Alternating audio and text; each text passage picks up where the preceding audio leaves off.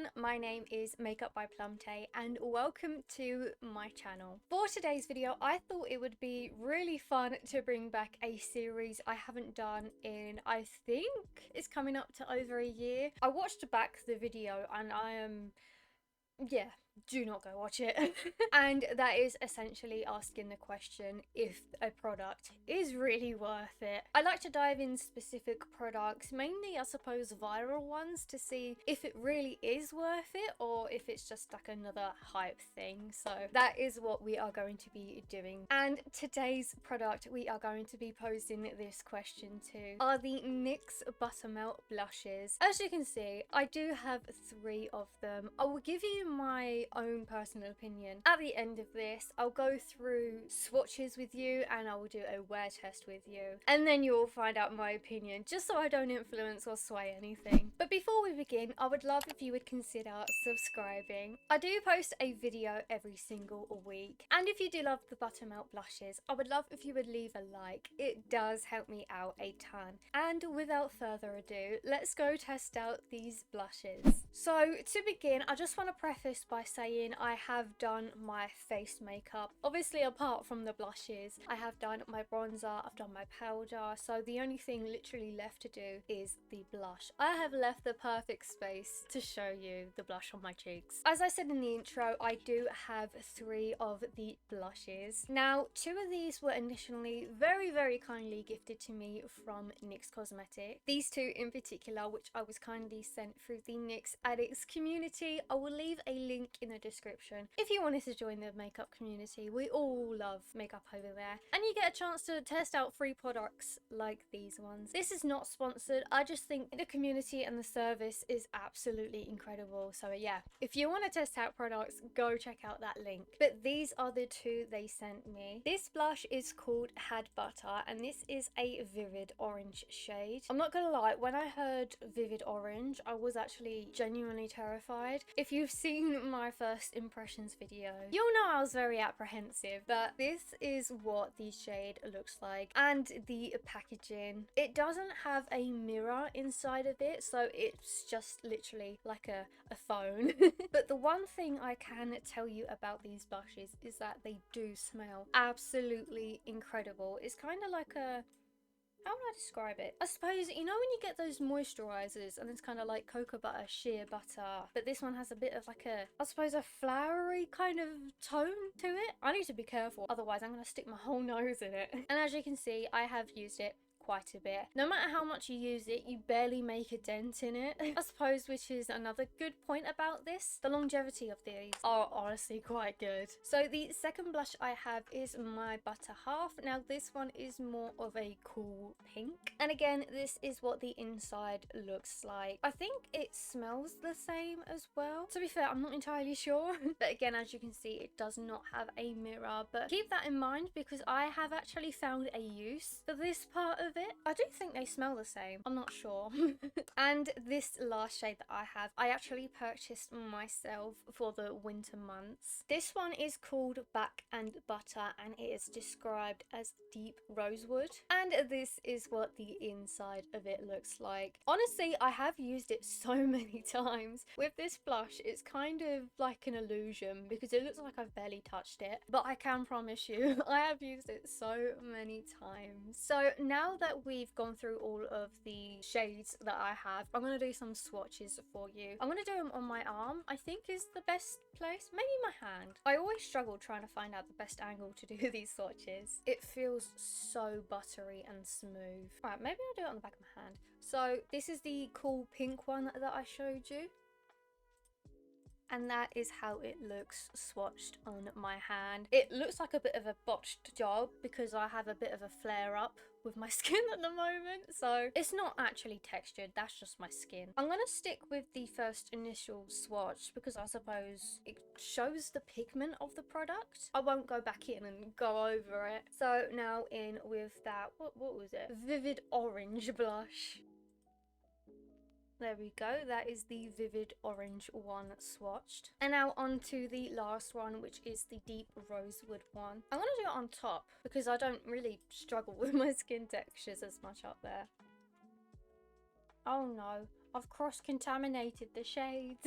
But that is the deep rosewood one. To be fair, I think those were the worst swatches I've ever done in my life. But you know, it gets the point across.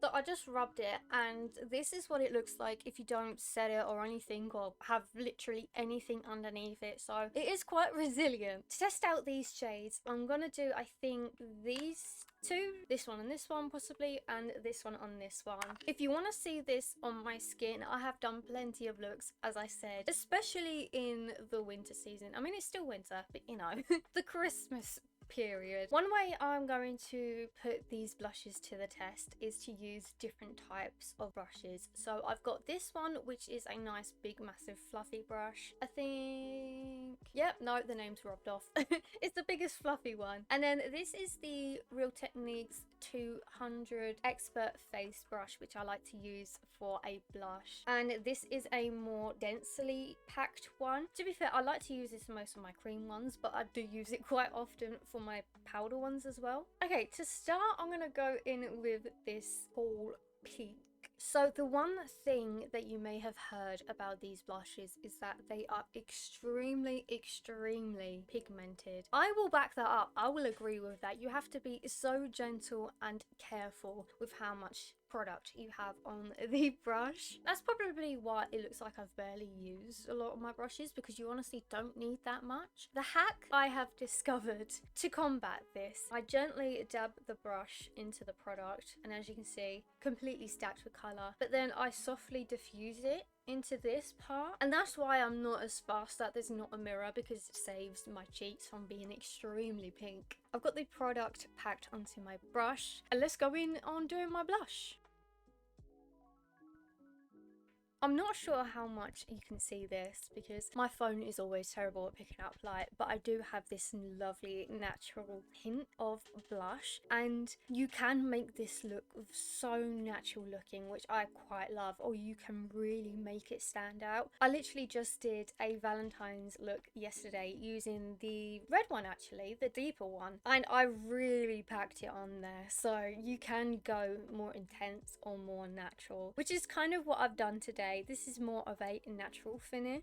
I think the best way to show this is by facing forward at you. This is the side with the blush, so you can see that there has been quite a bit of a difference with and without it, because the formula is so creamy and smooth that it blends and applies so easily. And even if you do accidentally apply too much product where it's like a lot of color, it's so easy to diffuse. Honestly, I have done it one too many times, so I can guarantee that it will diffuse. But yeah, that is the first shade done. Now it's time to move on to the second one, and this one is the orange one. So I'll just pick it up very gently on my brush. As you can see, it's packed, and then I diffuse it inside of the lid again, and then I'm going to do that on my left side. The way I'm going to apply this blush is going to be slightly different, because with the big fluffy one I just kind of brushed it along my cheeks, but with this one, because it is more dense, I like to pat it in rather than kind of drag it along.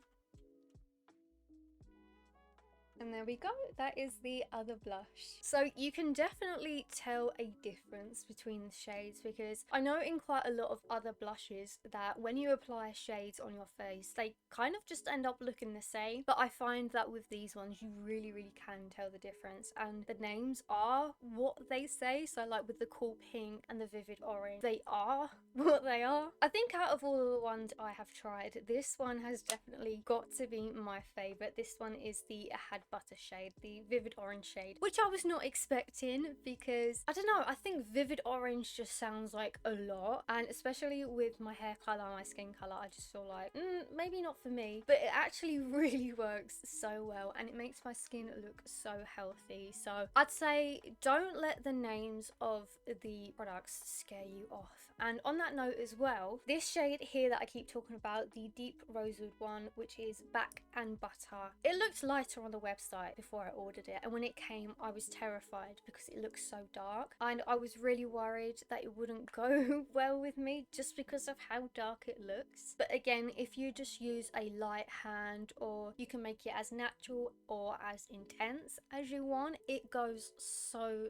nicely. It really would go so nicely with so many different skin tones. So that is my advice. Don't be scared of the names and don't be scared of the way the packaging looks. Since we are going to be doing a wear test, I always use a setting spray whenever I can. So I'm going to apply my setting spray now, and then I will show you a clip of what my blush looks like at the end of the day.